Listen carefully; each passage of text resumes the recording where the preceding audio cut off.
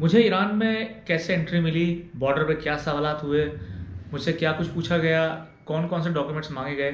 आज हम बात करेंगे इसी टॉपिक पे कि मैं ईरान में कैसे एंटर हुआ। तो आइए चलते हैं वीडियो की तरफ। अस्सलाम वालेकुम दोस्तों, क्या हाल चाल है आप सबके। उम्मीद है सब खैरियत से होंगे। एक नई वीडियो में आपको दोबारा से मैं वेलकम करता हूँ। और आज की वीडियो का मकसद ये था कि बहुत सारे लोगों ने सवाल किया कि जी कौन कौन से डॉक्यूमेंट्स की ज़रूरत पड़ती है जब हम बॉर्डर पार करते हैं, ईरान का, पाकिस्तान ईरान का बॉर्डर जब हम जाते हैं ईरान में, वो बात करेंगे। और कौन सा बॉर्डर जो है वो सही रहेगा जाने के लिए ईरान, इस पे भी मैं बात करूंगा। और क्यों सही है और क्यों सही नहीं है ये भी मैं आपको बताऊंगा। और कौन कौन से डॉक्यूमेंट्स जो है दरकार होंगे और क्या सवालात हुए, क्या मुश्किलात होती हैं बॉर्डर पे, बॉर्डर पार करने के लिए, ईरान जाने के लिए, ईरान में एंट्री के लिए, ये सब बातें आज तफसील से करते हैं। तो मेरा सफ़र शुरू हो चुका था फैसलाबाद से और मैं कराची गया पहले बस में यहाँ से। और वहाँ से मैं जो है उधर गया। बॉर्डर की जो गाड़ी है 250 बॉर्डर, रमदान बॉर्डर कहते हैं उसको। तो वहाँ पहुँचने के बाद हम रात को पहुँचे थे वहाँ पे, तकरीबन 4 बजे, सुबह 4 बजे 5 बजे पहुँचे थे।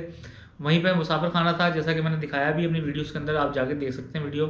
तो वहाँ पे हम रात रुके थे और सुबह होते ही करेंसी एक्सचेंज करा के, करेंसी, मेरा मशवरा ये है कि आप करेंसी जो है वो रमदान बॉर्डर से ही करा लें, क्योंकि आगे जब आप ईरान में दाखिल होते हैं तो वहाँ पे रेट बहुत कम मिलता है आपको करेंसी का, और बॉर्डर पे ज़्यादा अच्छा रेट मिल रहा होता है। जो मैंने एक्सपीरियंस किया है मैं वो बता रहा हूँ आपको। तो हम जब बॉर्डर पे पहुँचे तो वहाँ पे जो टाइम हुआ बॉर्डर खुलने का, मेरे ख्याल से 9 बजे का टाइम था या 8:30 बजे का टाइम। उस टाइम पे हम पहुँच गए, लोग आना शुरू हो गए थे। तो जब इमिग्रेशन के दफ्तर के पास पहुँचे तो वहाँ से, दफ्तर से थोड़ा ही दूर, हमें एक इमिग्रेशन के ऑफिसर ने हमें रोक लिया और मुझसे पूछा कि आपके पास करेंसी है। मैंने कहा जी करेंसी है, पाकिस्तानी करेंसी। कह रहे हैं डॉलर या यूरो। मैंने कहा डॉलर या यूरो मेरे पास नहीं है। उन्होंने कहा आप साइड में हो जाएं।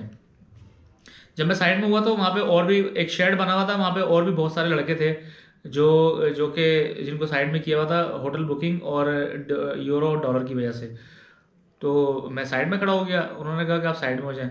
और फैमिलीज़ आ रही थी, फैमिलीज़ को वो लेके जा रहे थे, फैमिलीज़ के लिए कोई इशू नहीं था। लेकिन जो छड़े लड़के थे ना खाली, उनको साथ ये था, उनको अलग किया जा रहा था। तो जी 15 मिनट हो गए, 20 मिनट हो गए, आधा घंटा हो गया। तो मैंने कहा भाई क्या मसला है। वो बंदा भी वहाँ से कहीं आगे पीछे हो गया।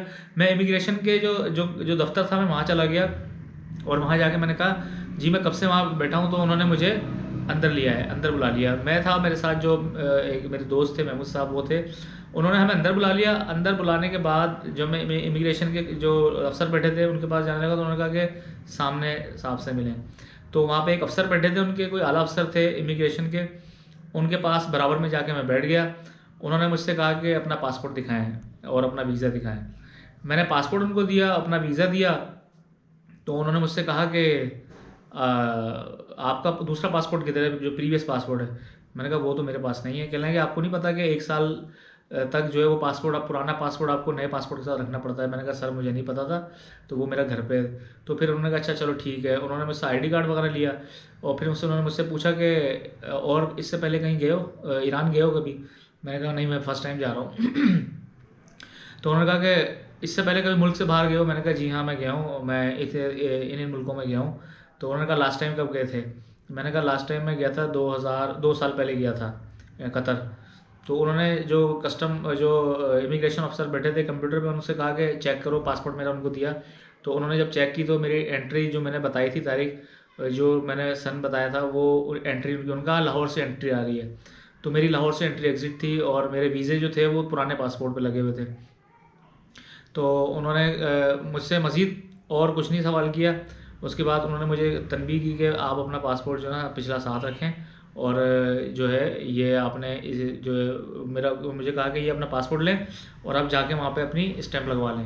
मैं वहाँ पे गया हूँ और जो इमिग्रेशन अफसर थे तो उन्होंने मुझसे कोई डॉक्यूमेंट नहीं मांगा, कोई डॉक्यूमेंट्स नहीं लिया ना। उन्होंने मुझसे वैक्सीनेशन सर्टिफिकेट लिया ना। हाँ उन्होंने मुझसे पूछा था, उन्होंने मुझसे पूछा कि आपके पास डॉलर या यूरोज़ हैं। मैंने कहा नहीं है। उन्होंने कहा होटल बुकिंग है। मैंने कहा सर होटल बुकिंग भी नहीं है, एक होटल की बुकिंग है मेरे पास तेहरान की, वो मैं आपको दिखा देता हूँ।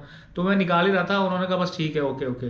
पता नहीं उन्होंने मुझ में क्या देखा था, या उन्होंने देखा था कि मेरे पास वीज़े लगे हुए थे पहले के, शायद इसलिए उन्होंने मुझे छोड़ दिया।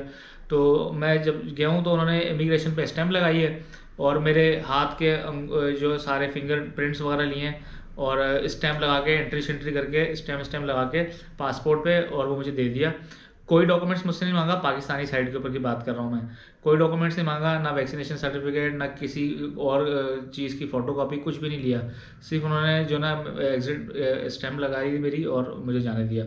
इसी तरह जो मेरे साथ थे महमूद साहब, उनके भी 3-4 मुल्कों के वीज़े लगे हुए थे और उनके भी इंटरनेशनल ट्रिप थे, तो उनसे भी ज़्यादा पूछगिछ नहीं। उनके तो पासपोर्ट भी साथ पुराने लगे हुए थे, उनके वीज़े उस पर थे सारे। उसके बाद अच्छा मैं आता हूँ, जिन लोगों को रोका हुआ था उन लोगों से मैंने बाद में ये सुना कि किसी को भी जाने नहीं दिया गया, क्योंकि उसमें कुछ लोगों के जो वीज़े थे वो बिज़नेस वीज़े भी लगे थे, लेकिन वो लग नहीं रहे थे बिजनेसमैन कहीं से भी। इतनी छोटी छोटी उम्रों के लड़के थे और उनके वो बिज़नेस वीज़ा लगा के आए थे। मुझे नहीं पता वल्लाह आलम क्या हुआ, लेकिन लड़कों उनमें से 1-2 बंदे बाद में मुझे मिले किरमान में, तो उन्होंने बताया कि हमसे 5-5 हज़ार रुपये लिए थे और 5 हज़ार रुपये लेने के बाद हमें एंट्री मिली थी। और मैं गया जब ईरान वाली साइड पे, तो ईरान वाली साइड के ऊपर मुझसे कोई सवाल नहीं हुआ, कुछ नहीं हुआ। उन्होंने बस मुझसे इतना पूछा, जहाँ पे वो एंट्री हो रही थी उन्होंने कहा कि बुलाया मुझे और ये कहा कि पंजाबी। मैंने कहा नहीं, उर्दू स्पीकिंग। उन्होंने कहा अच्छा ठीक है, कहाँ से हो? मैंने कहा कराची से। उन्होंने कहा ठीक है, अपनी फिंगर, वो उर्दू बोल रहे थे बलोच, उर्दू बोल रहे थे, और उन्होंने मेरे फिंगर, ये ईरान साइड की बात कर रहा हूँ, मेरे फिंगरप्रिंट्स वगैरह सारे लिए और तस्वीर खींची उन्होंने अपने पास।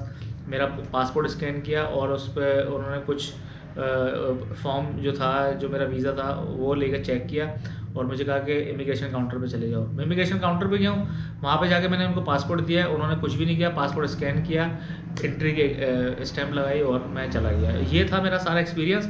दूसरी बात, अब मैं ये बता दूँ कि अगर आपको जाना है ईरान, तो कौन सा बॉर्डर सही रहेगा? तो मेरा मशवरा ये है कि आप रिमदान बॉर्डर से जाएँ। रिमदान बॉर्डर के ऊपर कोई झंझट नहीं है, इतना परेशानी नहीं होगी आपको।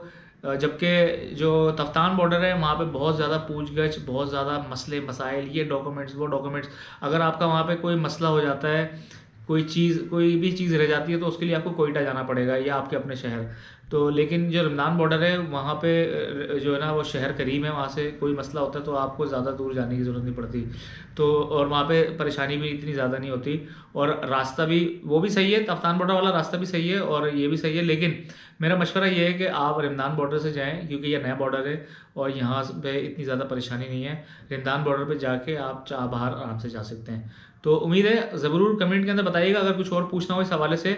मुझसे तो कोई डॉक्यूमेंट्स नहीं लिया गया था, अगर अब उन्होंने कोई पॉलिसी चेंज कर दी हो तो उसका मुझे पता नहीं है, लेकिन अभी तक जो मेरे पास अपडेट थी उसमें मुझसे कोई डॉक्यूमेंट नहीं मांगा गया। सिर्फ मुझसे वीज़ा लिया था और पासपोर्ट पे स्टैम्प लगा दी थी, क्योंकि मेरे पहले भी वीज़ा लगे हुए थे, शायद इस वजह से उन्होंने मुझे जो है ज़्यादा पूछगिछ नहीं की और मुझे एग्जिट लगा दी थी स्टैम्प। तो अब तक के लिए इतना ही। उम्मीद है आपको वीडियो पसंद आई होगी। कोई अगर और मालूमात जो मैं नहीं दे सका हूँ तो आप कमेंट में पूछ सकते हैं, मैं आपको ज़रूर जवाब देने की कोशिश करूँगा। अगली वीडियो तक के लिए इजाज़त दें। अल्लाह हाफ़िज़।